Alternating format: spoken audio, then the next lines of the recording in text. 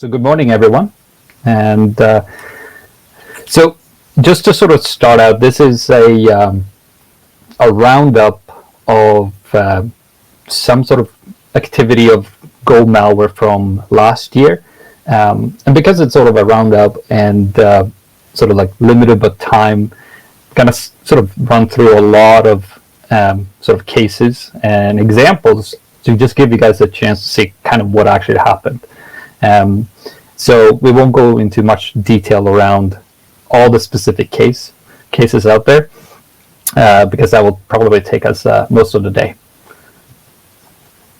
So before that, just sort of introduce myself. So my name is Joakim Kennedy, and I'm a security researcher at a company called Intezer.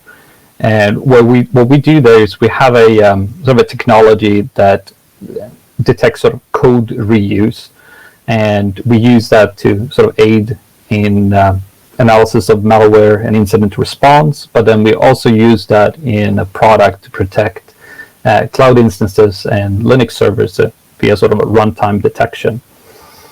And then on my sort of spare time, I am maintaining a framework that is designed to aid sort of the analysis of Go binaries. And we'll see some sort of examples and sort of screenshots from some of these tools that sort of that this kind of toolkit is can do. Now, so the agenda, I'm going to give a little bit of a background and sort of bring a little bit of up to speed of what's going on, like what was going on before 2020, and then sort of it's broken out into sort of two major sections where we look at sort of a nation state. So these are sort of threat actors that are sponsored by a government and sort of their uses, and then we'll take a look into the more criminal focused threat actor. And then we'll do a little bit of a sort of a prediction of like what do we see from the trends, where might we end up in the next couple of years. And usually when I kind of do this kind of presentation, most of the sort of viewers are not that familiar with Go, but this audience is very different. So instead of doing an introduction to Go, I wanted to kind of give a little bit of a insight of sort of the techniques that we can utilize when we're actually analyzing Go. So here's a very sort of simple take on like a hello world. And as the viewers are probably expecting, when you actually run this one, we get a panic that's printing out with a stack trace. And even though we have compiled this one with removing the symbols and the debug information, we get actually a very nice printout with the function name where the panic happened, the line numbers, and the source code information or the file information. So this is stored in the binary, and we can actually extract that and utilize and produce sort of a overview of the project structure, which can give us a little bit of an insight what a binary might be doing without actually looking at sort of the assembly. And if we do that, this is kind of what we can extract. So we get sort of a folder and sort of all the files with all the functions and kind of a little bit of an estimate of the line numbers around it. And so just from sort of looking over the names, this kind of looks like something that may run other commands. It seems to be collecting some system information and sort of sending it off to a command and control server. So this is kind of some of the toolings that we sometimes use. So now sort of up to about 2019 or prior to sort of 2019, there was sort of an explosive sort of use of Go. Palo Alto Networks did a sort of a research on this and actually computed some numbers around it. It kind of saw from a month to month between I think it was April or March 2017 to 2019, there was almost a 2,000% increase in just new raw samples that were classified as malware that were written in Go. Now, of the sort of like the variations between there, the majority of those targeted windows which is not a surprise given that the majority of malware out there tends to target Windows. Sort of Linux, sort of a little bit higher than Mac OS, but they kind of still like in that low, less than like 5%. And one of the sort of areas that were very quick to sort of, or sort of first to sort of adopt Go were more of like red teams. They started to use it to sort of develop their toolings, their sort of for remote access, some scanning tools, some extraction tools for like data and things like that. And this is kind of what also was visible in this result. The most common sort of malware that was found or was around at that time were either like an open source, something that someone had written as a for academic use or shared, or it was internal pen testing backdoors. And then kind of behind there, there was a sort of coin miner, so malware that was intended to install like mining software to mine, usually Monero, but it was also others, what we call as stealers.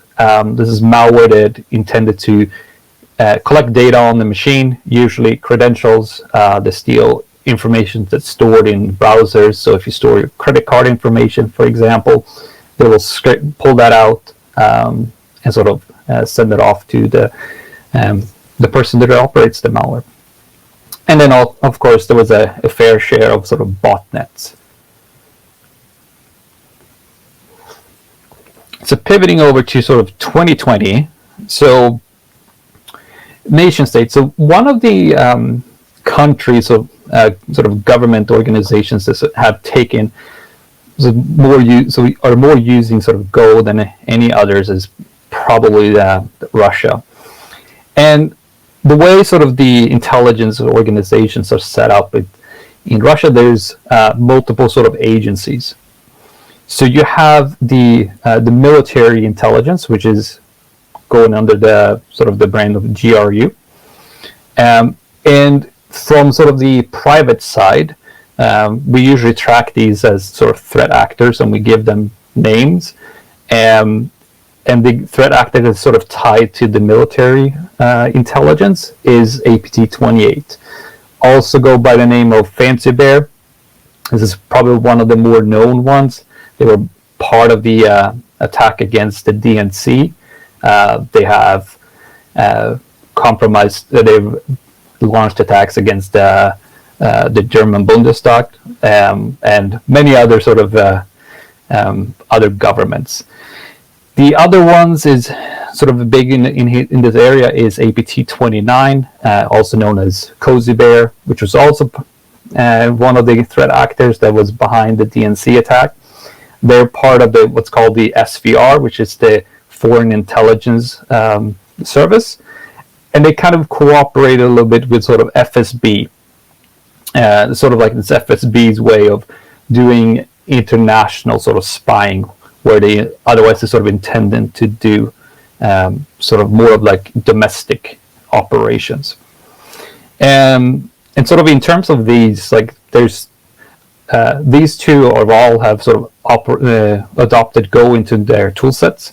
And then there's sort of the question of another one that's go by the brand of Turla, which is it's a group that's been around for a very, very long time. And there might be some hints that they may also have picked that up. So taking a look at APT28.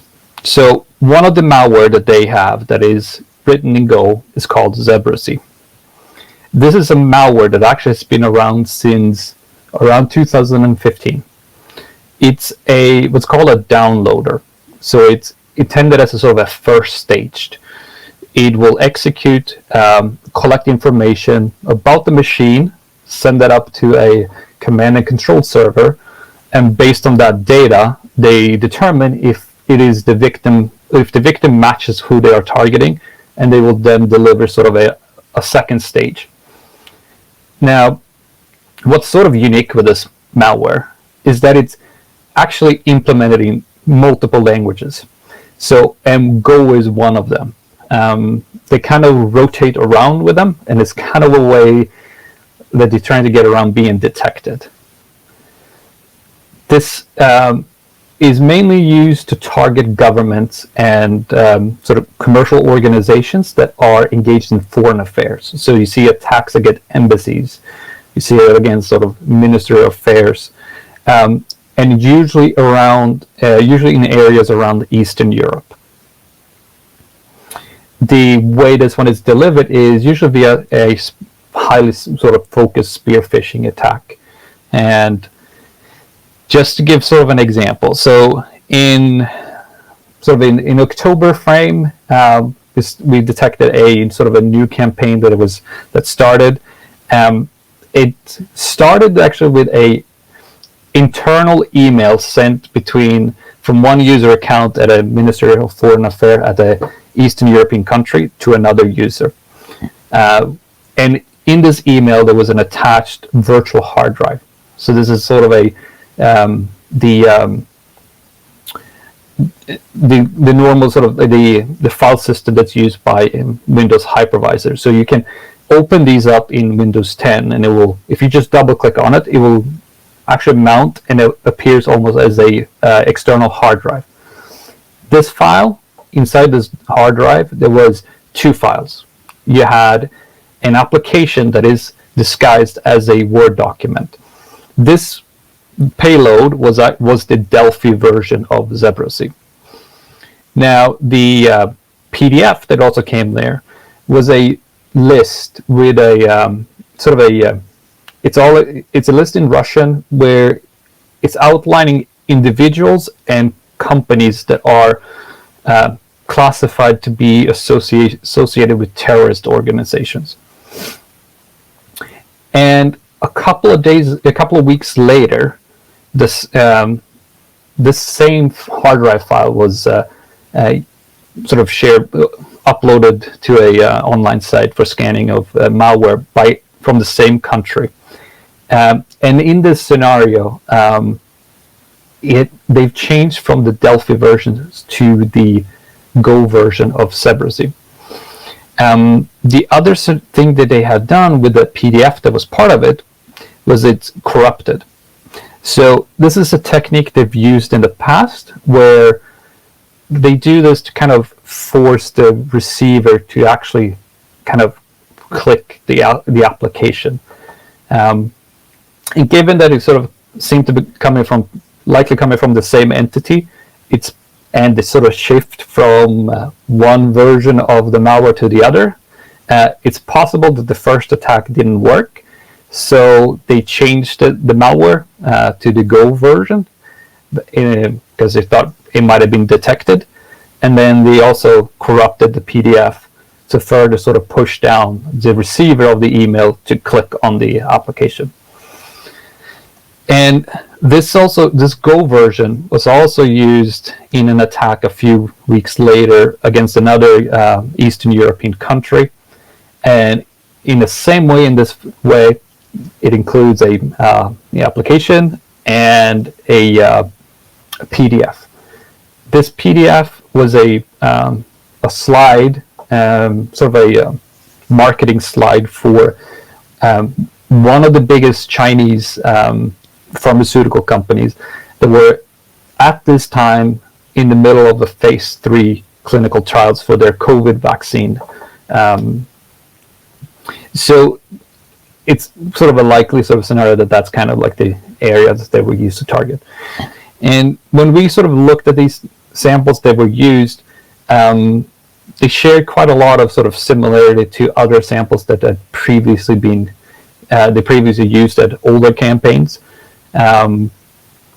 Slightly different because of the shift in the way that they obfuscate the code, which changes sort of some of the assembly around it, and then also one way it also affects sort of changes is they're using a new version of the compiler, which different optimizations sort of changes the assembly. Now, shifting to another Russian threat actor, we have APT29. And now they sort of use this malware called WellMess. This is a sort of a bot that's been around since 2018. It was first sort of discovered being used in attacks against machines in Windows machines and Linux machines in Japan. And for a long time, it wasn't really sure who was behind it and who was using it.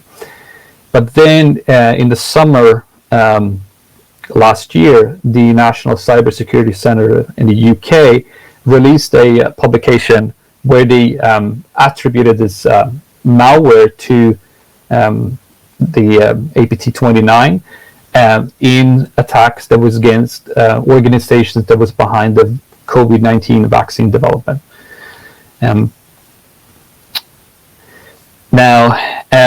Then we have sort of like a third, or sort of like a new version of a new threat actor that's being tracked from Russia. So NOBELIUM, or UNC 2452, which is sort of the designation on some, depending on which sort of private enterprise is tracking it, is sort of the designation for the threat actor that was behind SolarWinds, which is one of the sort of major breaches in sort of recent years.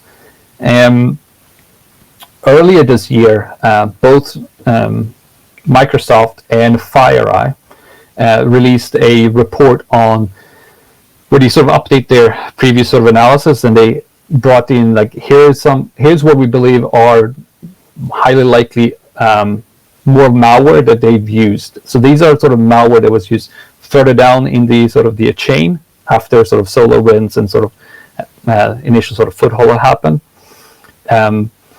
And Microsoft gave these two malware that they found two names. They called it GoldMax and GoldFind. GoldFind is kind of like a trace route tool for HTTP.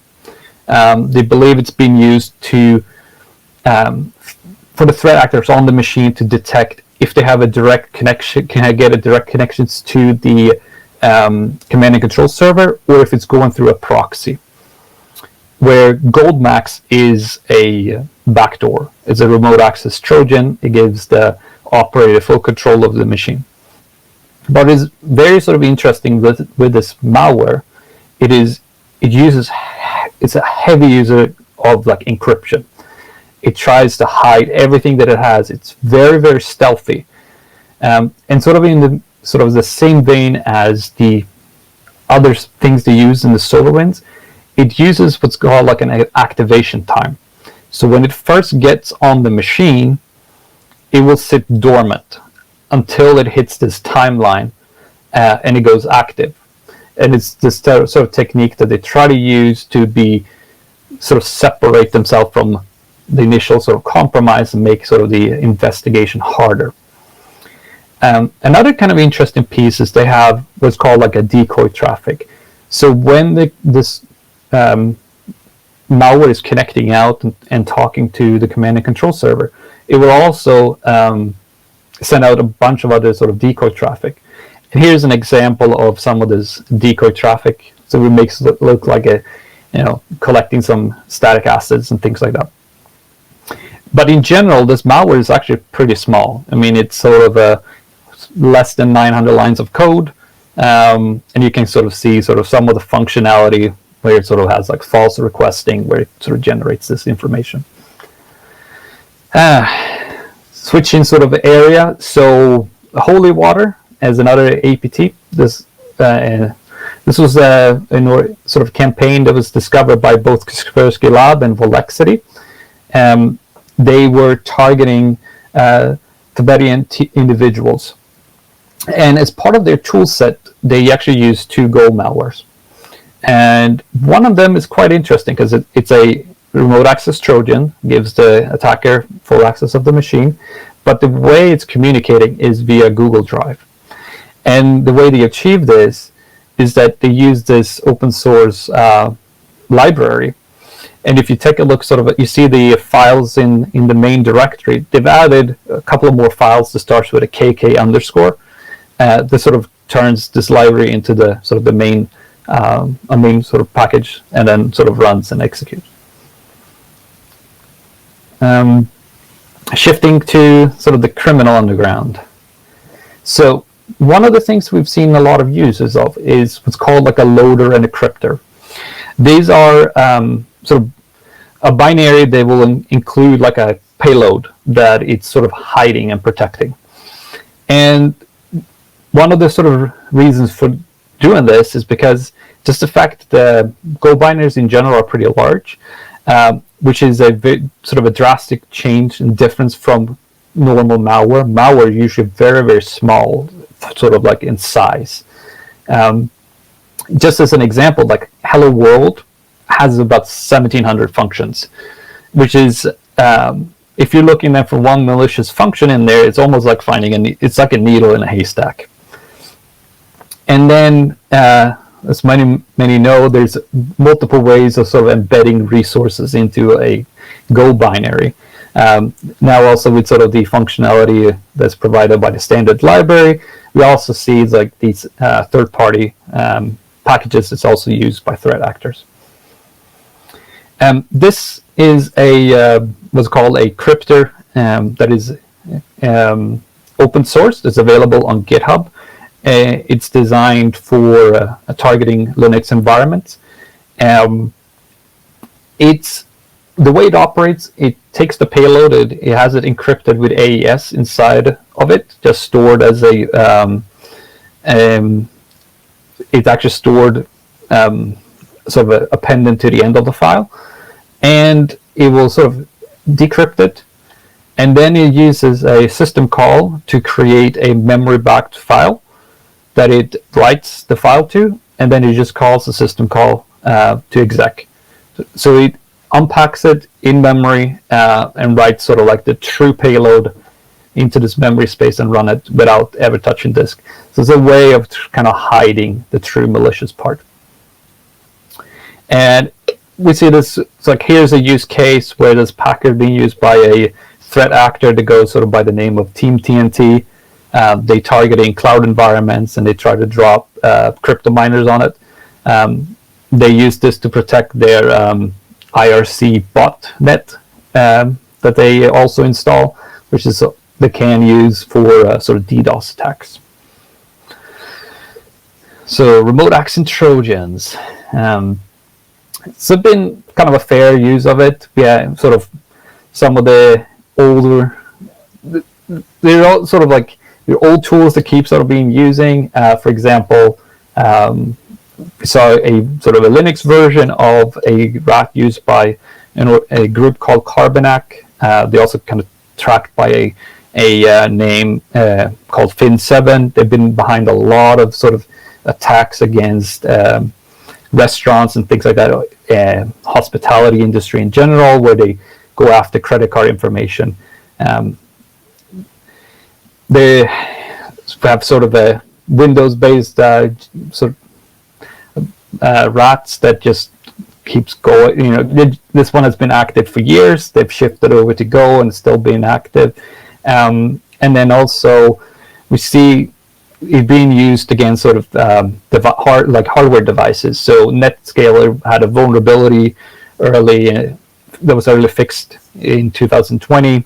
There was a backdoor that was written against it, and interestingly, like they kind of using their operating system that runs these devices is actually based on FreeBSD. So this is a FreeBSD version of a malware.